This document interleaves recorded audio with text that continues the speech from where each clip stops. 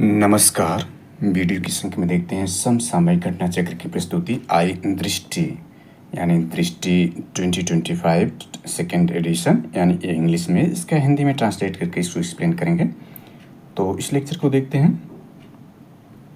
इसमें देखें जो घटनाएं शामिल हैं यानी complete coverage up to September 15 2025 from September 1 2024 यानी 1 सितंबर 2024 से लेकर के इसमें 15 सितंबर 2025 तक की कंप्लीट कवरेज इसमें दिया गया है। और यह देखें तो यूपीपीएससी 2025 के लिए वेरी वेरी इंपॉर्टेंट है और इसके अलावा अन्य प्रतियोगी परीक्षाओं आगामी प्रतियोगी परीक्षाओं के दृष्टिकोण से अति महत्वपूर्ण साबित हो सकता है। तो चलिए देखते हैं इसमें PTR point two remember national scenario इसमें दिया गया। इसके अंतर्गत इस सारे नेशनल सिनेरियो राष्ट्रीय घटनाओं के या नेशनल करंट अफेयर्स के अंतर्गत ये सारी जानकारी इसमें है। और इंटरनेशनल सिनेरियो के अंतर्गत ये सारी जानकारी इसमें economics affair, science technology, science and tech है। इसके बॉडी एंड हेल्थ रिलेटिव, सांस्कृतिक activity, defence, environmental affairs, Uttar Pradesh special, short notes और स्पोर्ट्स इसमें इंक्लूडिंग किए गए हैं। तो इस पर हिंदी एडिशन जो है उसके अंतर्गत जो इसकी सूक्ष्म दृष्टि यानी पीटीआर पॉइंट टू रिमेंबर जो है वो महत्वपूर्ण लेक्चर बना के इस चैनल पर अपलोड कर दिए गए हैं। तो प्लीज़ आप इस चैनल को सब्सक्राइब करते हुए वीडियो को लाइक कर लीजिए और इस चैनल पर जाकर जो प्लेलिस्ट में उपलब्ध सारे लेक्चर हैं आप देख सकते हैं अपनी परीक्षा के दृष्टिकोण में ध्यान में रखते हुए। इसको पीटीआर को इंग्लिश एडिशन में देखते हैं। हालांकि हिंदी में जो ट्रांसलेट हमने किया है उसके हिसाब से यहाँ पर जो पूर्व मैंने लेक्चर दे दिया यानी इस पर आधारित महत्वपूर्ण लेक्चर बना दिया है पॉइंट टू रिमेंबर पीटीआर के हिसाब से। तो नेशनल करंट अफेयर्स को इसमें न कवर करते हुए इंटरनेशनल करंट अफेयर्स को इस लेक्चर में देखते हैं। आप केवल एक बार गहन दृष्टि के रूप में आप जो है नेशनल करंट अफेयर्स को देख लें। इसमें इंग्लिश पार्ट में दिया गया है, इसका हिंदी वर्जन जो है इस चैनल पर उपलब्ध है। तो इसमें इंटरनेशनल करंट अफेयर्स को देखते हैं, इम्पोर्टेंट है। तो इंटरनेशनल करंट अफेयर्स या इंटरनेशनल सिनेरियो को देखें तो यहाँ से शुरुआत है। Which prime minister of Nepal resign from office 9 सितंबर 2025 prime minister KP Sharma Oli. यानी ध्यान दें 9 सितंबर 2025 को जो है नेपाल में जो है छात्रों द्वारा क्रांति की गई या यूं कहें छात्रों का विद्रोह हुआ। इसके कारण जो है वहाँ पर तख्ता पलट हो गया या यूं कहें कि सत्ता को उखाड़ फेंका, एक तरह से क्रांति छात्रों द्वारा की गई थी। इसको जेन जेट नाम दिया गया यानी 1997 से जो बाद के पैदा हुई जनरेशन है जेन जेट कहलाई। और इसने जो है वहाँ की जो सत्ता बेरोजगारी, भ्रष्टाचार इत्यादि के मुद्दों को लेकर वहाँ की सत्ता को उखाड़ फेंका। वहाँ जो प्राइम मिनिस्टर थे निवर्तमान वह केपी शर्मा ओली थे और इनको अपना पद छोड़कर भागना पड़ा। और वर्तमान में जो अंतरिम वहाँ की प्राइम मिनिस्टर बनाई गई वह सुशीला कार्की जी को बनाया गया है, क्योंकि वहाँ की मुख्य न्यायाधीश यानी नेपाल की मुख्य न्यायाधीश रह चुकी थी। और उनका देखें तो भारत से जो बीएचयू है बनारस हिंदू यूनिवर्सिटी, वहाँ से वो स्टूडेंट के रूप में पढ़ाई भी की थी। तो यह विच प्राइम और यहाँ पर ध्यान रहे कि 9 सितंबर को यह क्रांति हुई थी छात्रों जेन जेट द्वारा। तो यह इसका जो एक्सप्लेनेशन हुआ इसमें देखें between India and which country was a bilateral statement investment agreement यानी BIA साइंड 8 सितंबर 2025। तो इजराइल ने यानी ध्यान दें कि इसमें द्विपक्षीय निवेश समझौता यानी BIA पर साइन किया 8 सितंबर 2025 को इजराइल ने किया। अभी देखें तो इसराइल और जो ईरान पर जो है संघर्ष के दौरान देखें महत्वपूर्ण ऑपरेशन अभियान चलाए गए थे। तो वह महत्वपूर्ण लेक्चर बना के इसके हिंदी वर्जन में उपलब्ध है। तो ध्यान रखें कि यही बायलैटरल इन्वेस्टमेंट एग्रीमेंट साइन किया Israel. Where was the agreement signed? New Delhi यानी भारत की राजधानी न्यू दिल्ली में यह एग्रीमेंट साइन हुआ। Recently which health network did India join सितंबर 2025? यानी अभी हाल ही में कौन सा जो हेल्थ नेटवर्क में इंडिया ज्वाइन हुआ है यानी शामिल हुआ है? The health AI global regulatory network यानी GRN में जो भारत है उस ज्वाइन हुआ। ये है क्या? हेल्थ नेटवर्क है। यानी हेल्थ AI यानी स्वास्थ्य पर आर्टिफिशियल इंटेलिजेंस ग्लोबल रेगुलेटरी में भारत शामिल हुआ है। Who operate the health AI GRN? यानी इसको कौन संचालित कर रहा है, कौन ऑपरेट कर रहा है GRN हेल्थ AI को? तो health AI the global agency for responsible AI in health. यानी इसके लिए देखें तो वैश्विक जो एजेंसी है उसके लिए ये उत्तरदायी है AI हेल्थ के लिए। इसके बाद where is health AI headquarter? Sorry, where is health AI headquarter, यानी इस एआई का हेडक्वार्टर कहाँ पर है? तो जिनेवा, स्विट्जरलैंड के जिनेवा में है। और भारत इसमें शामिल हुआ है। और GRN को आप याद रखें। और ये वैश्विक एजेंसी इसके लिए उत्तरदायी है और इसका हेडक्वार्टर स्विट्जरलैंड के जिनेवा में है। Where was the Shanghai cooperation organisation यानी SCO समिट 2025 हेल्थ 1 अगस्त से 1 सितंबर 2025 के बीच में। तो ये तिनजिन चाइना में ये ध्यान रखें कि 25वां जो है 25th जो है ये SCO का जो है ये सबमिट किया गया 31 अगस्त से लेकर 1 सितंबर 2025 के बीच में। ध्यान दें कि अमेरिका द्वारा जो है भारत पर 50% टैरिफ लगाया गया। 50% टैरिफ जो है 27 अगस्त 2025 से इफेक्टिव हुआ। इसके बाद भारतीय प्रधानमंत्री का जो है वह जापान का दौरा होता है सर्वप्रथम। इसके बाद जापान से पुनः वह जो है 25वें शंघाई सहयोग संगठन पार्टिसिपेट के लिए चाइना पहुंचते हैं। तो चाइना का कौन सा स्थान? तिनजिन है। यहीं पर जो है 25वां SCO समिट आयोजित किया गया था। और इसमें देखें कुल 10 देश हैं। 2017 में इसमें 2017 में देखें तो भारत और पाकिस्तान SCO में सम्मिलित हुए थे और इसके 6 संस्थापक देश थे। और वर्तमान में देखें तो कुल जो है देशों की संख्या जो है 10 हो चुकी है इसमें SCO में। अगला देखें तो यह है to what level did S&P global rating upgrade India long term sovereign credit rating from BBB 2025। यानी अमेरिका के देखें जो S&P है यानी standard and poor's global rating agency है, इसने लंबे टर्म के आधार सार्वजनिक क्रेडिट रेटिंग जो BBB नेगेटिव, यहाँ नेगेटिव छोटा सा दिखा है, नेगेटिव से बढ़ाकर क्या कर दिया है? BBB पॉजिटिव, BBB कर दिया है, पॉजिटिव ने BBB कर दिया है। इंपॉर्टेंट हो जाता है। What was the short term rating rest to from A3, यानी A3 से जो है बढ़ाकर A2 कर दिया है रेटिंग। व्हाट डिज GDP यानी ग्लोबल यानी ग्रास डोमेस्टिक प्रोडक्ट यानी सकल घरेलू आय, what GDP growth did S&P project for India over the next 3 year, यानी अगले आने वाले 3 वर्षों में जो है इंडिया की जो है GDP ग्रोथ क्या होगी, इसका प्रोजेक्ट जो है यानी जो अनुमान लगाया S&P जो कि ग्लोबल रेटिंग एजेंसी, वो क्या लगाया था? 6.8% लगाया। इंपॉर्टेंट है, ये तीनों पॉइंट S&P से संबंधित है, तो इसको आप याद रखें कि BBB से इंक्रीज करके BBB कर दिया है, यानी BBB नेगेटिव से BBB किया है। और जो है रेटिंग को रेस्ट करके A3 से A2 कर दिया। और इसमें अगले 3 वर्षों के लिए जो GDP ग्रोथ रेट है उसका प्रोजेक्शन 6.8% अनुमान लगाया है S&P ने, यानी स्टैंडर्ड एंड पुअर ने। Where was the third UN conference on landlocked developing country, landlock मतलब स्थलूत देशों का जो है वो तीसरा यूनाइटेड नेशन कॉन्फ्रेंस, UN का मतलब यूनाइटेड नेशन कॉन्फ्रेंस कहाँ आयोजित किया गया? इसका शॉर्ट फॉर्म LLDC है। LL का मतलब यहाँ लैंडलॉक, लैंड L से एक लैंड है और L से लॉक्ड है, डेवलपिंग कंट्री। और इसका 3 का मतलब तीसरा जो है कॉन्फ्रेंस किया गया, कहाँ पर किया गया? 5 से 8 अगस्त 2025 के बीच में आवाजा तुर्कमेनिस्तान में इसका आयोजन किया गया। ध्यान दें कि विश्व का सबसे बड़ा स्थलरुद्ध देश देखें तो वो कजाकिस्तान है। और जो आपका दक्षिण अमेरिका में देखें, दक्षिण अमेरिका में मात्र 2 स्थलरुद्ध देश हैं, बोलीविया और पराग्वे हैं, अक्सर एग्जाम पूछता है। और दक्षिण पूर्व एशिया में देखें एकमात्र स्थलरुद्ध देश जो आपका है वह लाओस है। अफगानिस्तान और तान यानी जो सोवियत संघ के पूर्व पार्ट थे जैसे कजाकिस्तान, उज्बेकिस्तान इत्यादि तान, ये सभी लैंड लॉक कंट्री के अंतर्गत आते हैं। यानी इनके आसपास, लैंड लॉक का मतलब इनके आसपास कोई समुद्र या जल क्षेत्र नहीं होता, स्थल होता है, इसलिए लैंड लॉक कहलाते हैं। इस तरह के देशों का जो देखें तीसरा कॉन्फ्रेंस जो है वो अजावा तुर्कमेनिस्तान में 5 से 8 अगस्त 2025 के बीच में आयोजित किया गया।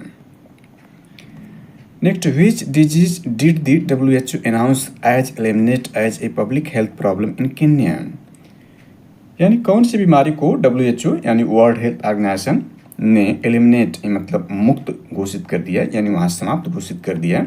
Public health problem in Kenya, Kenya में जो एक स्वास्थ्य समस्या थी उसको जो है WHO ने एलिमिनेट कर दिया, यानी उससे मुक्त कर दिया 8 अगस्त 2025 को। तो स्लीपिंग सिकनेस यानी स्लीपिंग सिकनेस की जो बीमारी केन्या में थी उससे मुक्त कर दिया WHO ने, किसको? केन्या को। ह्यूमन अफ्रीकन ट्राइपोनोसिस, यानी इसका जो बीमारी का पूरा नाम है स्लीपिंग सिकनेस का।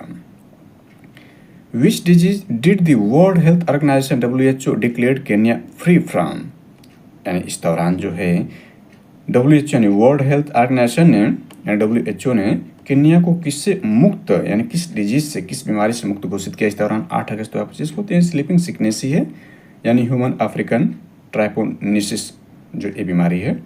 Which country halted armor export to Israel due to expansion military operation in Gaza 8 अगस्त 2025 को? तो जर्मनी ने। यानी देखें जो मिलिट्री ऑपरेशन गाजा पर इजराइल ने किया था उस दौरान कौन सी देश ने जो इजराइल को है वह एक्सपोर्ट किया था हथियार का एक्सप्लेनेशन के रूप में? तो जर्मनी ने किया था।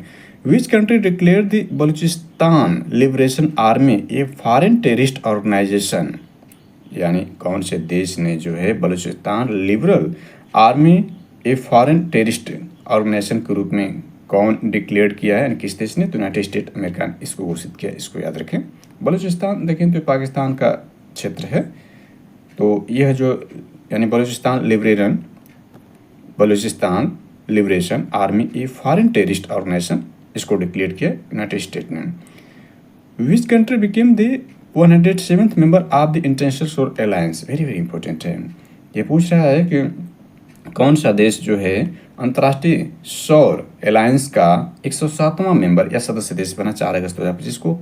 माल्डोवा है, इंपॉर्टेंट हो जाता है। देखें इंटरनेशनल सौर अलायंस एक COP21 के दौरान जो है यानी पेरिस में आयोजित किया गया, तो उस दौरान भारत और फ्रांस की सरकार ने मिलकर इसका जो गठन किया था ISA का 2015 में।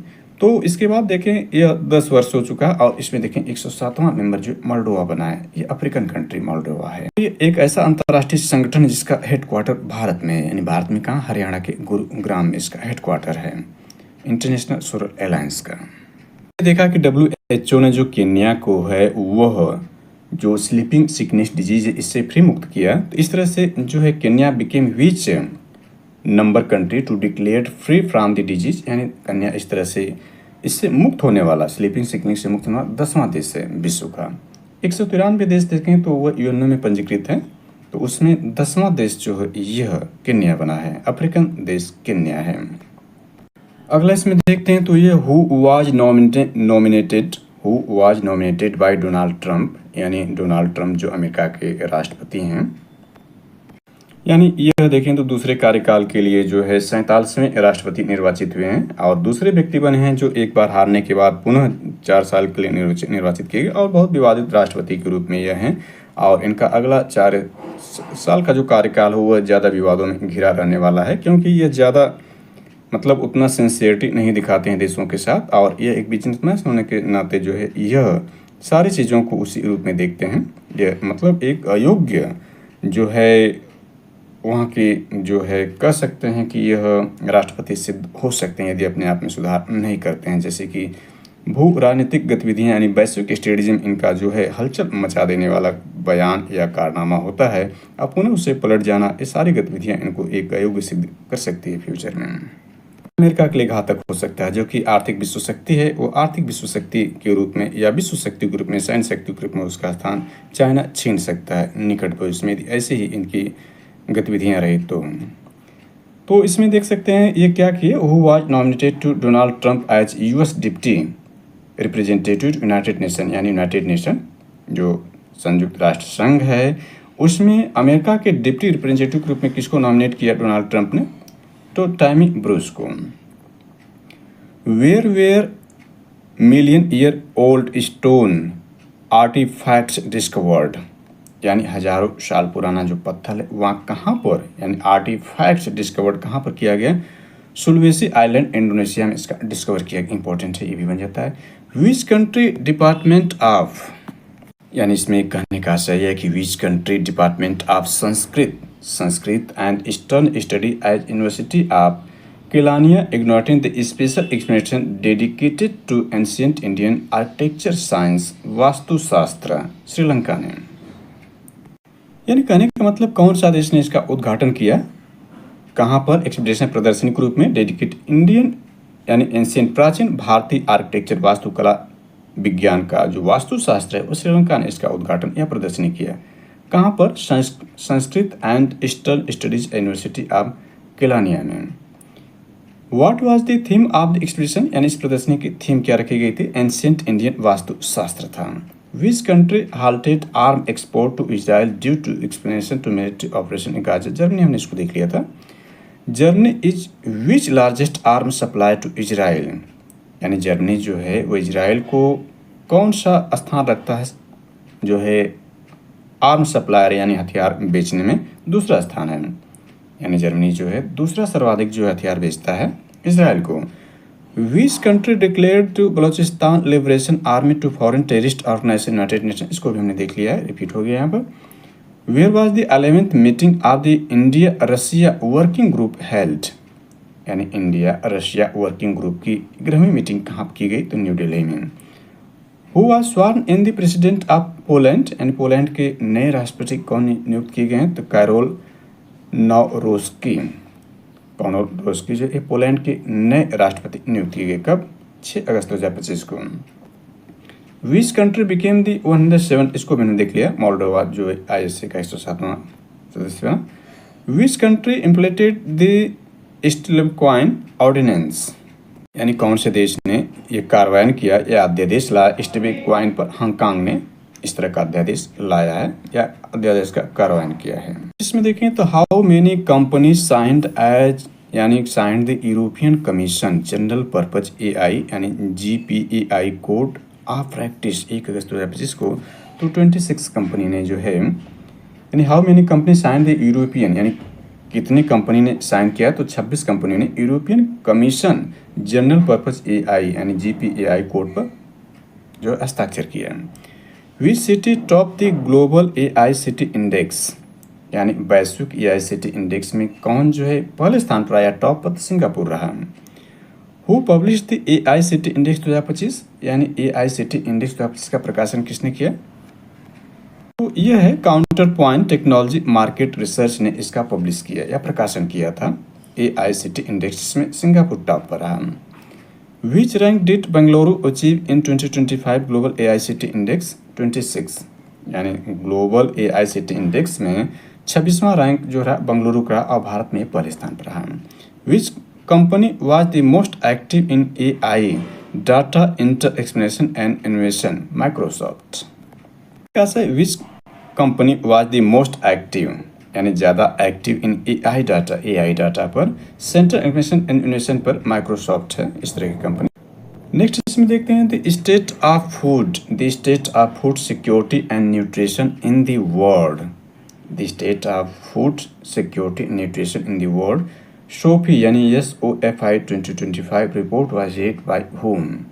28 जुलाई 2025 को 5 specialised agency of the united nations, यानी इसको आप देख सकते हैं। सोफी क्या है? सोफी का मतलब यहाँ पर है यह सिक्योरिटी, यानी food security and nutrition in the world, यानी सोफी 2025 पर जो रिपोर्ट जारी किया वो 5 स्पेशलाइज यानी 5 विशेष एजेंसी जो यूनाइटेड स्टेट अमेरिका को उसने मिलकर इसको जारी किया है। According to report what was the reduce global population facing hunger in 2024? कहने का आशय हुआ कि इसमें global population facing hunger in 2024 में जो वैश्विक भूखमरी था उसमें कितने की कमी आई है? तो 673 मिलियन पीपल इससे बाहर आए हैं या कम हुए हैं, 8.2% इसमें कम हुए हैं। Australia and United kingdom signed A treaty for duration of 50 years, what is name? यानी ऑस्ट्रेलिया और यूनाइटेड किंगडम यानी UK यानी ग्रेट ब्रिटेन ने एक संधि पर हस्ताक्षर किया 50 वर्षों की। उस संधि क्या है? जिलोंग ट्रीटी है। Under which framework was the Geelong treaty signed, यानी किस फ्रेमवर्क के अंदर यह जिलोंग ट्रीटी जो है साइन की गई है? तो यहाँ पर देख सकते हैं आस्कस पिलर फर्स्ट के तहत। Which country are member of AUKUS? AUKUS में कौन कौन से देश शामिल हैं? वेरी वेरी इंपॉर्टेंट है। तो आस्कस में देखें तो AU से इसमें ऑस्ट्रेलिया है, और इसके बाद बल्कि इसमें A से ऑस्ट्रेलिया है, A से ऑस्ट्रेलिया, UK से यूनाइटेड किंगडम है, और US से इसमें जो यूनाइटेड स्टेट है, यानी 3 देश इसमें आस्कस हैं। तो आस्कस पिलर फर्स्ट के तहत जो है शिलोंग संधि पर हस्ताक्षर किया 50 वर्षों के लिए ऑस्ट्रेलिया और यूके ने, यूनाइटेड किंगडम ने।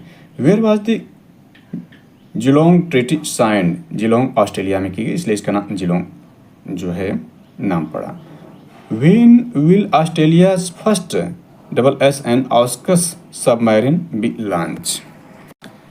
यानी इसमें ऑस्ट्रेलिया का जो पहला SSN AUKUS सबमरीन लॉन्च कब किया जाएगा? अर्ली 2040 तक किया जाएगा।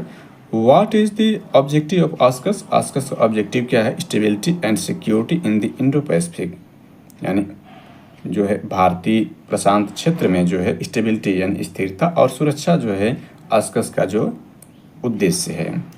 What is India rank in the Henley passport index 2025 जो 23 जुलाई 2025 को जारी किया गया, यानी हेनली पासपोर्ट इंडेक्स में भारत का स्थान क्या है? तो 77वां है। पहले स्थान पर कौन है? सिंगापुर है। दूसरे स्थान पर जापान है। पहले स्थान पर जापान हुआ करता था, अब सिंगापुर हो चुका है। How many country can India passport holders travel to visa free in the Henley passport index, यानी भारत के लोग जो है वीज़ा फ्री रूप में 59 देशों की यात्रा कर सकते हैं। इसकी रैंक 77वीं है। Which country is ranked first in the Henley passport index, यानी इसमें देख सकते हैं सिंगापुर है। How many destination can Singapore passport holders travel in visa free, यानी जो इसके पास सिंगापुर का पासपोर्ट होगा वीज़ा फ्री 193 देश यानी उनने में पंजीकृत सारे देशों में यात्रा कर सकता है वह। Which country has the weakest passport rank, यानी 99th in the Henley passport index? Afghanistan है। 99 देशों के रैंक में 99वां स्थान अफगानिस्तान का है। Where was the magic world championship, यानी मैजिक वर्ल्ड चैंपियनशिप कहाँ पर आयोजित की गई? तो टोरिनो इटली में 14 से 19 जुलाई 2025 को। Which Indian women one the award of best magic creator, यानी बेस्ट मैजिक क्रिएटर का अवार्ड कौन सी भारतीय महिला ने जीता? तो सुहानी शाह ने। Which country has started constructing the world's largest hydro power project in the Tibetan region? Tibetan region बनाएगा तो चाइना ही बनाएगा, और ये ध्यान रखें वर्ल्ड का सबसे बड़ा हाइड्रो पावर प्रोजेक्ट बना रहा है। On which river is damn being built, यानी यह किस नदी पर ये डैम बनाया जा रहा है? तो यारलांग तांगशो शैंग, ये ब्रह्मपुत्र का नाम जो है वो देखें तो चाइना में यह है, भारत में इसका नाम ब्रह्मपुत्र है। Which country announce recognisation of फलस्तीन इन जुलाई 2025, यानी कौन सा देश ने जो है फलस्तीन को मान्यता दी है एक देश के रूप में? तो फ्रांस ने दी है। विच यूरोपियन कंट्री रिकग्नाइज फलस्तीन इन 2025, यानी कौन से यूरोपीय देशों ने जो है फलस्तीन को जो एक राष्ट्र के रूप में 2024 में मान्यता दी थी? Spain, Ireland, Norway and Slovenia, और 2025 में फ्रांस ने भी इसको दिया। अभी हमने देखा कि जर्मनी जो है दूसरा सबसे ज़्यादा हथियार आयात जो देता है वो इजराइल को देता है, और यानी दूसरे स्थान पर है हथियार देने में यूरोपीय कंट्रियों में, पूर्व विश्व कंट्रियों में। और ये देखें तो यूरोपीय देश जो फिलिस्तीन को मान्यता देते हैं। फिलिस्तीन और इजराइल में संघर्ष हमेशा बना रहता है। इसमें थोड़ी सी जानकारी ऐड कर लेते हैं स्पोर्ट्स न्यूज़ करंट अफेयर्स के रूप में, यानी describe cricket, hockey, football, tennis, athletics, chess. तो क्रिकेट को इसमें देखें तो एंडरसन तेंदुलकर ट्रॉफी 2025 देखें, जिसका नाम पूर्व में पटौदी ट्रॉफी था, इसका जो नाम एंडरसन तेंदुलकर ट्रॉफी 2025 कर दिया गया। ये कब तक आयोजित किया गया? 20 जून से 4 अगस्त 2025 को। होस्ट इंग्लैंड था। रिजल्ट इसका ड्रा 2-2 से, यानी भारत ने 2 मैच जीता, इंग्लैंड ने 2 मैच जीता और 1 मैच जो उसमें ड्रा रहा। Bilateral test series 5 matches between India and England था। इसमें इंडिविजुअल अवार्ड्स के रूप में देखें तो player of the series Shubham Gill India के और हैरी ब्रुक्स इंग्लैंड के। मोस्ट रन शुभम गिल का था, 754 रन बनाया। मोस्ट विकेट मोहम्मद सिराज ने लिया, इंडिया की तरफ से 23 विकेट लिया। रिकॉर्ड्स इसमें देखें, रिकॉर्ड्स एंड स्टेट्स क्या था इसमें? Ben Stokes England became third player to complete 7,000 run and 200 wicket in test, यानी बेन स्टोक जो है वहाँ के कैप्टन है बेन स्टोक, इन्होंने थर्ड प्लेयर बने, विश्व के तीसरे प्लेयर बने जिन्होंने 7,000 रन और 200 विकेट लिया टेस्ट में। Garfield Sobers West Indies and Jack Kallis South Africa had achieve the feat, यानी ये लोग गैर सफल वेस्ट इंडीज के और जैक कॉलिस इससे पहले ये 2 लोग प्राप्त कर, जो तीसरे ये बने Ben Stoke. In 5th match India defeat England with margin of 6 run, यानी 5वां टेस्ट मैच में इंडिया जो है सबसे कम अंतर से 6 रन से हराया इंग्लैंड को। It is the India narrowest margin of victory by runs in test, यानी इंडिया का सबसे कम अंतर पर विजय रहा। Rishabh Pant 8 went past Dhoni 6 for most centuries in test by Indian wicket keeper. Indian wicket keeper में सबसे ज़्यादा जो शतक मारने ऋषभ पंत का हो चुका है। इससे पहले जो धोनी के पास ये रिकॉर्ड था, 6 शतक मारा था इन्होंने। Rishabh Pant became the first Indian wicket keeper to score century in both inning of the test, यानी टेस्ट के दोनों पारियों में शतक बनाने वाले यह पहले Indian wicket keeper Rishabh Pant बने। At world level Pant became second wicket, और विश्व में यह दूसरे विकेट कीपर बने हैं जिन्होंने दोनों पारियों में जो शतक मारा। इससे पहले एंडी फ्लावर जो जिम्बाब्वे के थे ऐसा किए थे, दोनों पारियों में शतक मारे थे। Jasprit Bumrah 13 broke the record for the most 5 wicket hauls in overseas test by an Indian bowler, यानी भारत से बाहर देखें तो सर्वाधिक विकेट लेने का जो मोस्ट 5 विकेट हॉल में यह शामिल हो गए जसप्रीत बुमराह, यानी 13 बार उन्होंने 5 विकेट लिया भारत से बाहर। Joe Root 12 now hold the record of most test century against India, यानी जो रूट जो है भारत के खिलाफ 12 शतक मारे हैं और भारत के खिलाफ सबसे ज़्यादा शतक मारने वाले जो रूट बने हैं। Total of 21 century were scored during this test, यानी इस 5 टेस्ट में से कुल 21 शतक मारे गए, जिसमें से देखें 21 में से भारत ने 12 शतक मारे और 9 जो है इंग्लैंड ने शतक बनाए। इसके बाद इसमें देखें ड्यूरिंग 4th टेस्ट यानी चौथे टेस्ट में Ben Stokes became the first English captain to score a century and take a 5 wicket haul in same test, यानी एक ही टेस्ट में शतक और 5 विकेट लेने वाले यह इंग्लैंड के पहले कैप्टन बने। Mohammed Siraj equal Bumrah 23 wickets in 2021-22 record of most wicket for India in the test series in England. England में 23 विकेट लेने वाले यह मोहम्मद सिराज जो है बुमराह की बराबरी के लिए। बुमराह 2021-22 में भी 23 विकेट लिए थे और सिराज ने भी 23 विकेट लिया इसमें। Bumrah equal Ishant Sharma all time record 51 test wicket in England, यानी ईशांत शर्मा इससे पहले जो है 51 टेस्ट विकेट लिए थे इंग्लैंड में और इसकी बराबरी बुमराह ने किया। Joe Root 213 went past Rahul Dravid 210 for the all time record for most catches in test cricket.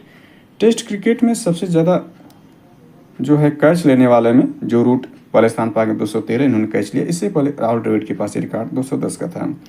During first match in Leeds 5 centuries were scored by Indian batsman for the first time in the single test. एक test में भारत के 5 batsman शतक मारा, यह पहली बार था। It was also the first occurrence for the losing team scoring 5 century in test, और पहली बार ये हुआ कि 5 शतक मारने के बावजूद जो है भारत जो इस मैच को हार गया। India 336 run victory in Edgbaston यानी बर्मिंघम में test is biggest victory by runs in overseas test, यानी भारत से बाहर देशों में देखें तो भारत ने 336 रन से अपना सबसे विशाल अंतर से हराने का रिकॉर्ड बनाया। India scored 3809 run across 5 matches, यानी 5 मैच में भारत ने 3809 रन बनाया। The second highest Australia record, यानी यह दूसरा सबसे हाईएस्ट है, सबसे ज़्यादा हाईएस्ट ऑस्ट्रेलिया का था, 3870 रन बनाया था ऐसे 1989 में। जो रूट 3383 रन यानी 3383 run became the first batter to score more than 300 test run against India, यानी भारत के खिलाफ 3000 से रन बनाने वाले जो रूट जो है पहले बैटर हैं या बैट्समैन या बल्लेबाज हैं। Joe Root 13,550 run became the second highest run scorer in test, यानी जो रूट जो अब तक टोटल देखें टेस्ट में 13,543 रन बना चुके हैं और दूसरे सबसे ज़्यादा रन बनाने वाले व्यक्ति बन गए। पहले स्थान पर भारत के सचिन तेंदुलकर हैं। तेंदुलकर लिस्ट विथ 15,921, यानी तेंदुलकर देखें जो है 15,921 रन जो तेंदुलकर बनाए हैं और 13,543 रन देखें तो यह जो रूट अब तक बना चुके हैं। शुभम गिल के रिकॉर्ड के रूप में देखें he broke Sunil Gavaskar record, इन्होंने सुनील गावस्कर के रिकॉर्ड तोड़ा। 732 रन सुनील गावस्कर जी ने बनाया था। आप the most run Indian captain in the test series, यानी भारतीय कप्तान के रूप में टेस्ट में इतना रन बनाया था तो उसको जो तोड़ दिया, यानी शुभम गिल ने कितना रन बनाया था इसको हमने शुरू में ही देख लिया था। 754 रन बनाया था और ये कितना बनाए थे 732 रन बनाए थे, 22 ज़्यादा बना दिया। He became the 5th Indian to register a century of his captain debut in test, यानी वह 5वें भारतीय कप्तान बने हैं जो कि कप्तानी के रूप में डेब्यू कर टेस्ट में शतक बनाए। Shubham Gill 269 runs broke Virat Kohli record for the highest score by an Indian captain overseas test. यानी बाहर से बाहर देशों में देखें तो शुभम गिल 269 रन बनाए और विराट कोहली का इन्होंने कैप्टन के रूप में सारे जो रन बनाने का रिकॉर्ड तोड़ दिया। With his knocks of 269 and 161 total 430, यानी पहली पारी में 269, दूसरी पारी में 161 रन, यानी टोटल 430 रन बनाए in Birmingham test. He surpass Sunil Gavaskar record. Sunil Gavaskar से रिकॉर्ड 344 रन का था for the highest match aggregate in Indian, यानी दोनों पारियों में सबसे हाईएस्ट इस सुनील गावस्कर का था। इन्होंने 430 रन बनाकर जो है दोनों पारियों में इस सुनील गावस्कर के रिकॉर्ड को तोड़ दिया बर्मिंघम टेस्ट में।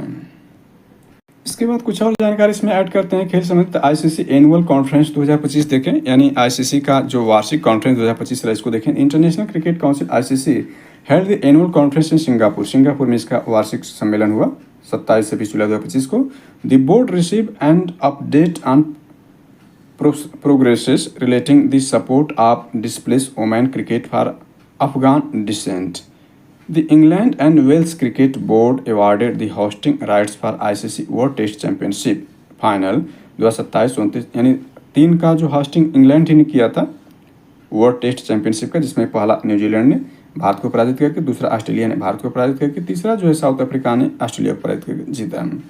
तो अगले 3 जो 27 और 29 और 31 में इसकी भी होस्टिंग जो है वो इंग्लैंड को दी गई है।